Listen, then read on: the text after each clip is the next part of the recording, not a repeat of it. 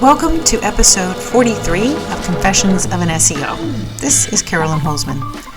As you know, this is where we talk about the people side of SEO from someone who has been there on both sides.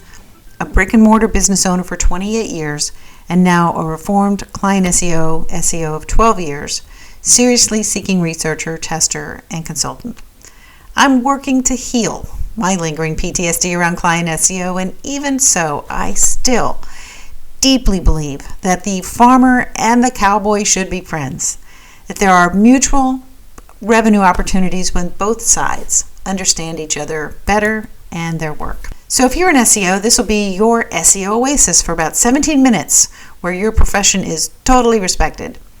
And for business owners or principals who are working with an SEO marketing group, you want someone further down the path than you are.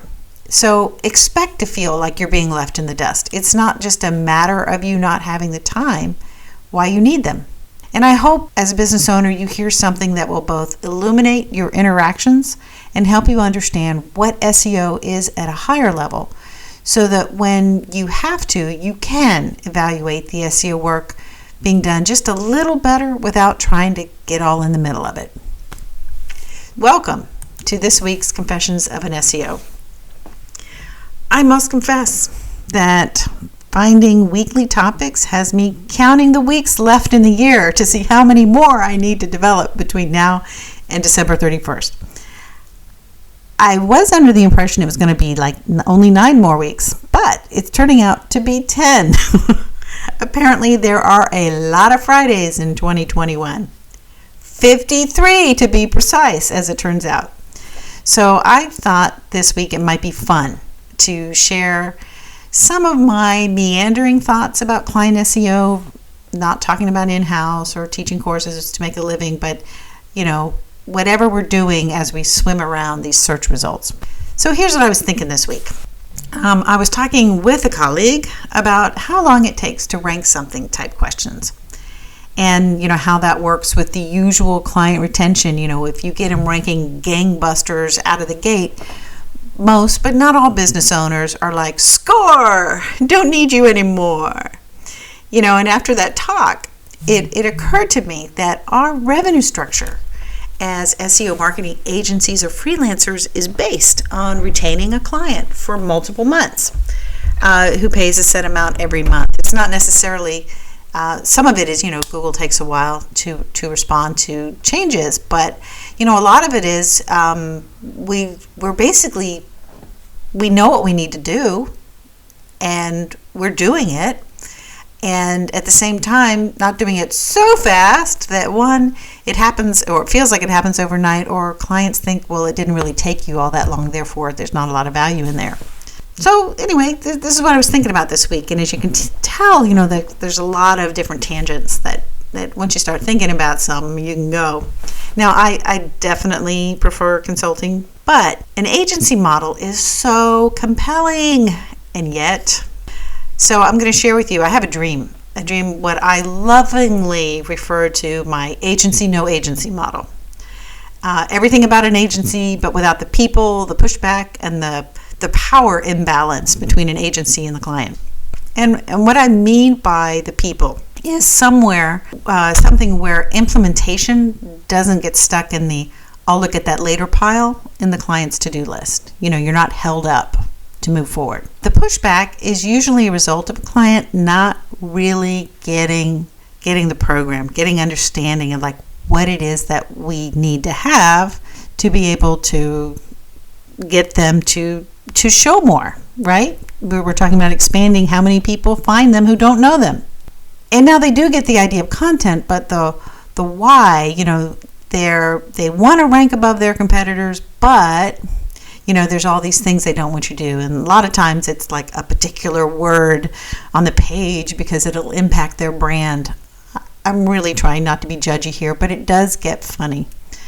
And you ask for content to put in, let's say, Google posts on their GMB, and they want to know why. And they ask, they're not meaning to insult the very nature of your plan, but they just don't understand linking. Then what is it? Was it last one? Oh yeah, power imbalance. And I get it. People are and should be free to buy what they want, from whom they want, and stop when they want. On the flip side, the never-ending moving of the goalpost is super irritating.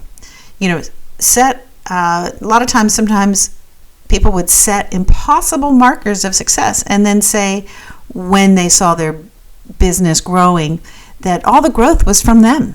It wasn't the SEO work, when clearly the exposure across more keywords helped every single page float higher and higher, and their map presence now reaches beyond their driveway. Usually the frustrating part was right when the swoosh was supposed to happen.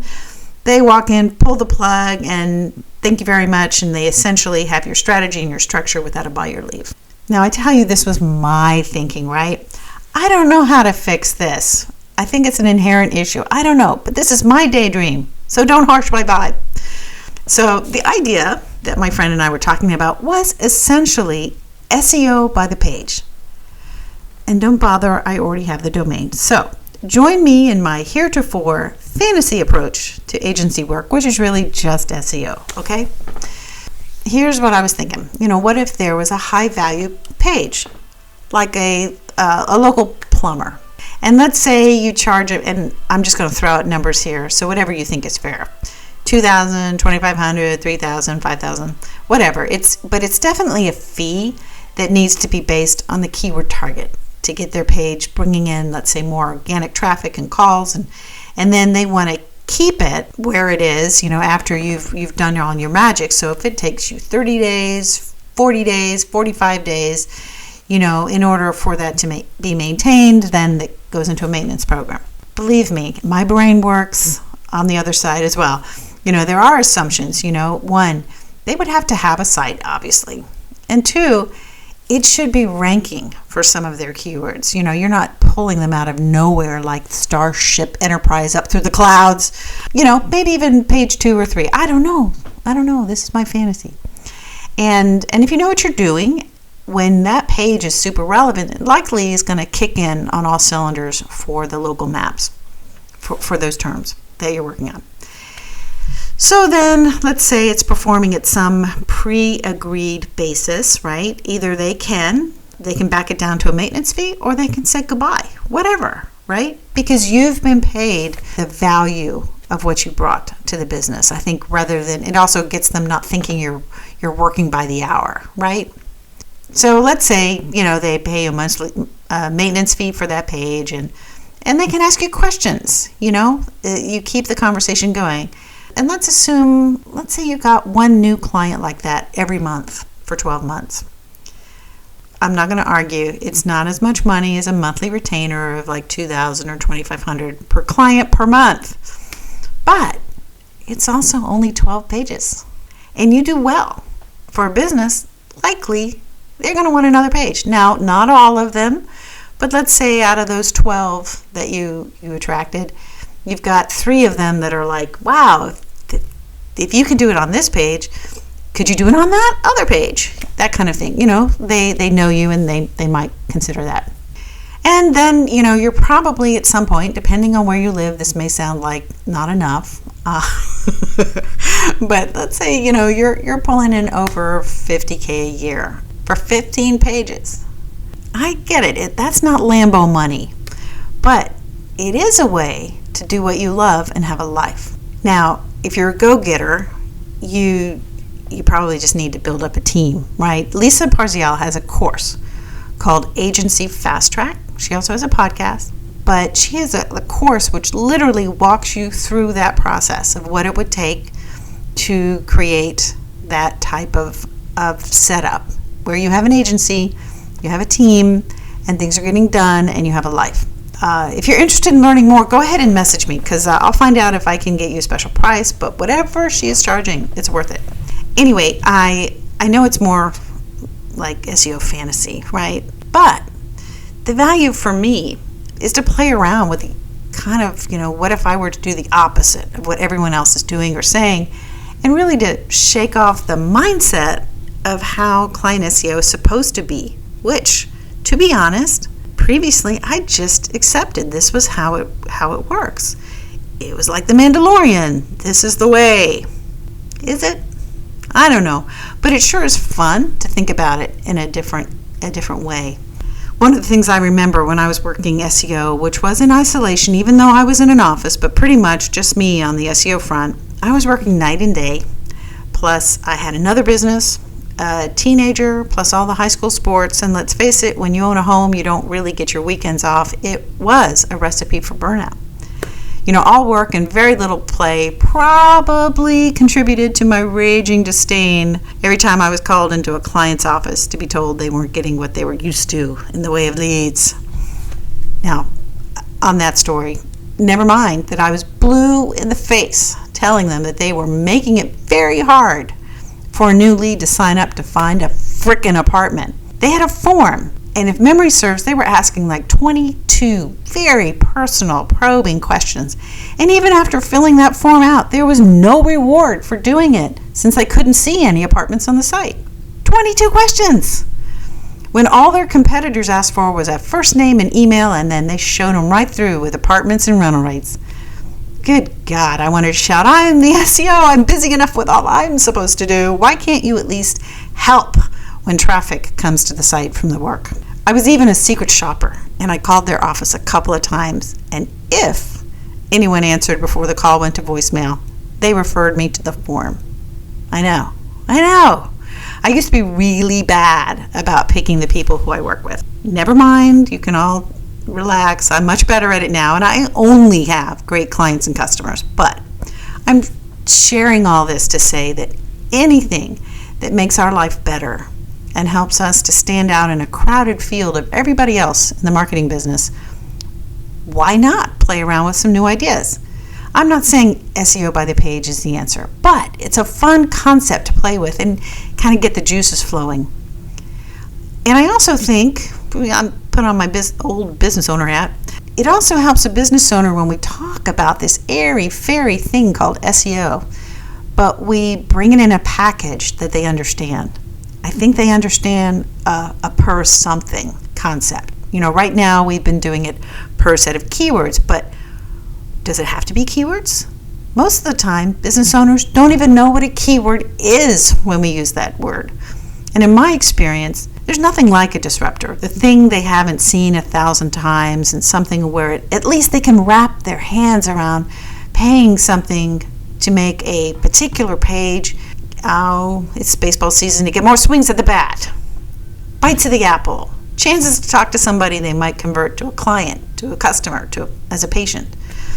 So as you know, I started this podcast because I saw so much distrust between SEOs and business owners trying to micromanage the SEO strategy when they had no business being down in the weeds. If they're going to pay for expert advice, at least do what the expert recommends.